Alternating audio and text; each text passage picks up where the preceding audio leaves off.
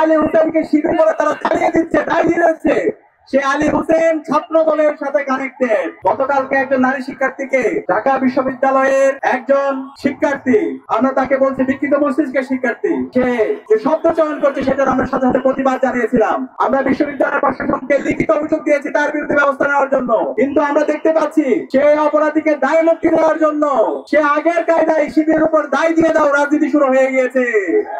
আমরা বলতে চাই এই দায় দিয়ে দেওয়ার রাজনীতি চলবে না, যে অপরাধী তাকে বিচারের আওতায় নিয়ে আসতে হবে। আমরা দেখতে পেয়েছি যে আলী হোসেনকে শিবির করে তারা চালিয়ে দিচ্ছে, দাঁড়িয়ে দিচ্ছে, সে আলী হোসেন ছাত্র দলের সাথে কানেক্টেড। ছাত্র দলের অসংখ্য প্রোগ্রাম তার ফেসবুক আইডিতে সে দিয়েছে। সুতরাং এই ধরনের যদি আপনারা দায় দিয়ে রাজনীতি করেন, আপনারা গত 1 বছর ধরে যে কাজগুলো করেছেন জাতির কাছে পরিষ্কার, কারা আমাদের নারীদের শ্লীলতাহানি করে। ঢাকা বিশ্ববিদ্যালয়ের শিক্ষার্থীরা জানে 2002 সালে শামসুন্নাহর হলে কিভাবে নারীদের উপর নির্যাতন করা হয়েছিল, বইয়ের মধ্যে কিভাবে নির্যাতন করা হয়েছিল।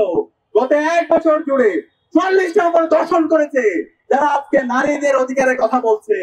এভাবে আমরা প্রতিদিন পত্রিকার কথা খুললে এই নারীদের শ্লীলতাহানি থেকে শুরু করে হ্যারাসমেন্ট থেকে শুরু করে সব কর্মকাণ্ডের সাথে আমরা তাদের জড়িত থাকার অভিযোগ খুঁজে পাই। আমরা অনুরোধ করব এই সমস্ত হ্যারাসমেন্টের সাথে যারা জড়িত আছে তাদের বিরুদ্ধে আমাদের জিরো টলারেন্স ঘোষণা করতে হবে, তাদেরকে আইনের আওতায় নিয়ে আসতে হবে।